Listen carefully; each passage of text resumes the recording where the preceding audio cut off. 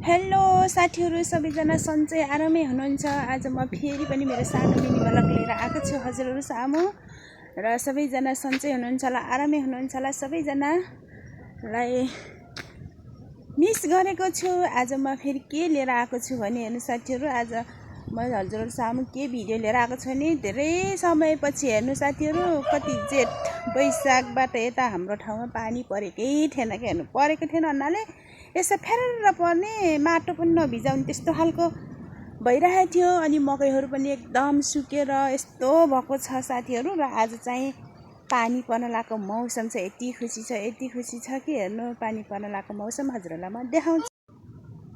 हेर्नु साथीहरू, आज हाम्रोतिरको मौसम अहिले दिउँसोको 3:30 भइसक्यो। पानी पर्ला जस्तो छ खेतहरूमा। हेर्नु मकै सुक्यो, पानी नपरेर खेत रोप्ने बेला भइसक्यो। आज त असारको 9 गते पनि गइसक्यो र कामहरू सब केही छैन यो बेला, खडेरी परेर।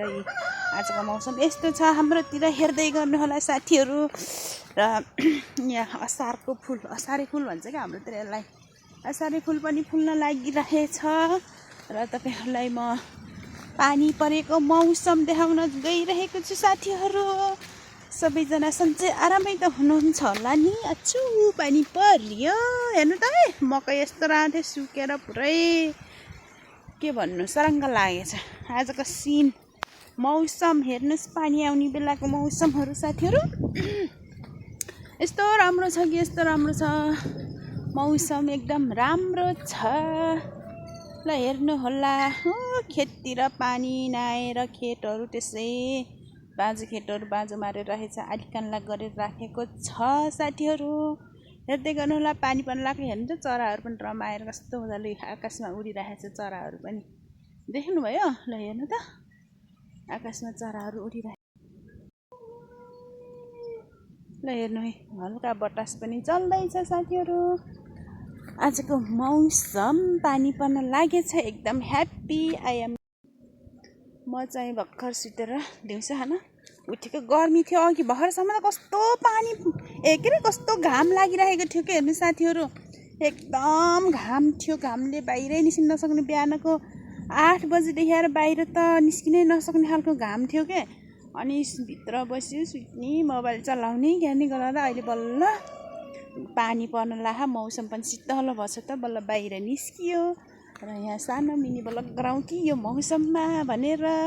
हेर्नु जताततै हरियाली मौसम छ, राम्रो छ आजको मौसम, शीतल छ। त्यसैले आई एम ह्याप्पी छु। हेर्नु साथीहरू, यस्तो पानी पर्न लागेको कि यस्तो छ कि साथीहरू। त्यही भएर आज तपाईँहरू सानो मिनी ब्लग लिएर आउँदैछु, हेर्दै गर्नु होला।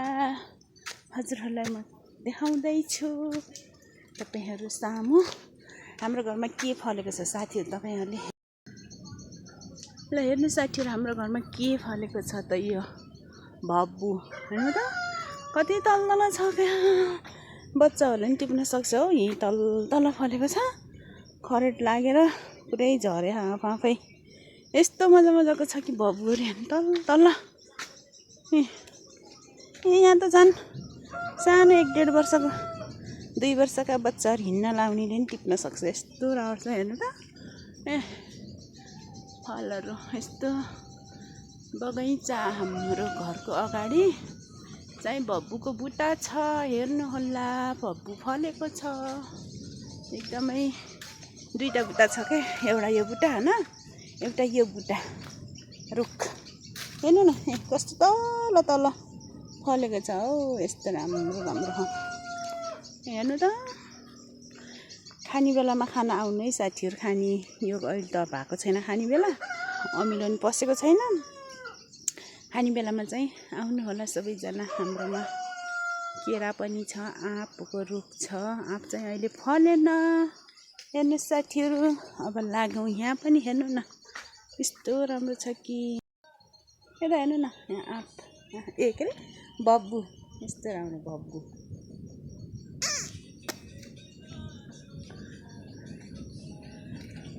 हरियाली बसन्त जताततै एकदम शीतलो छ क्या आजको दिन साथीहरू हेर्नु।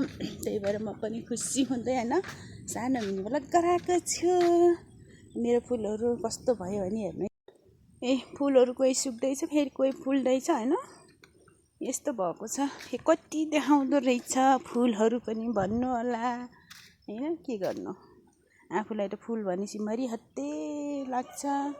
यस्तो राम्रो अब यहाँ त किरा पनि गएर बस्दो रहेछ हौ हेर्नु नि साथीहरू। अन्त कस्तो राम्रो कोपिला हो। यता यो धुपी सल्लाह फलेको भयो धुपी पनि हेर्नु न, क्या दामीको छ है यो फुल त साथीहरू।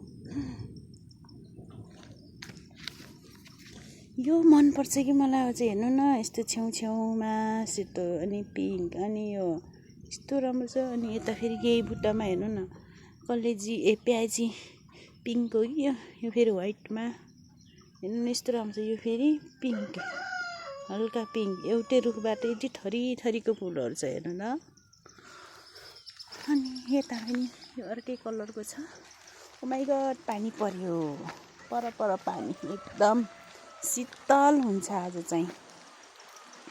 हेर्नु त आजको आकाश कस्तो राम्रो छ, मौसम क्लियर छ, क्लियर आजको मौसम एकदम क्लियर छ। हेर्दै गर्नु होला, शीतल छ शीतल। हो हावा चलेको कति शीतल आएको। हेलो हेर्नु त हो,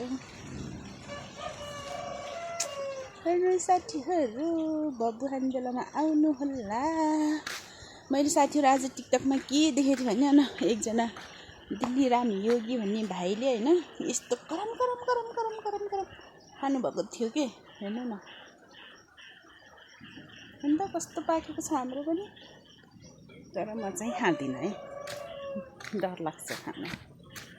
ओ माइ गड कति शीतल त भयो त नि हौ। ओ भ्यागुतानी पानी बोलाउँदैछ हौ, टुहारको रास सुन्नु त साथीहरू, भ्यागुताको आवाज टुहार गरे भ्यागुताले। पानी पर्न लाग्यो अनि भ्यागुताहरू पनि खुसी भयो के, पानी आउँछ कि भनेर पानी बोलाएको छ। बोलाउ भ्यागुताहरू, पानी चाहिँ चाहिएको छ के। हेर्नु आफूले खेती नलगाए नि नरोपे पनि अब यहाँ त धुपी पनि फुलेको। कोदो रोप्ने हो त कोदो रोप्छ, धान रोप्ने हो भने धान रोप्छ नि है। यिनीहरू हेर्नु पानी नआएर ओइलाएको, तर फेडमा चाहिँ पानी त हालिदिइराखेको थियो। त्यही पनि आजको घामले यो चुम्रुस्स ओइलायो। यता धुपी कस्तो राम्रो फलेको भाइ, धुपीको दाना हेर्नु त साथीहरू, यस्तो राम्रो हुँदैछ धुपीको दाना। त्यहीबाट बिरुवा निकाल्न पनि सकिन्छ होला।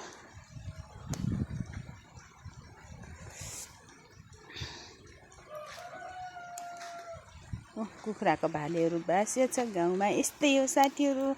कहिले चरा कराउँछ, कहिले कुखुरा बासिदिन्छ, कहिले भ्यागुता कराउँछ, कहिले किराहरू कराउँछ।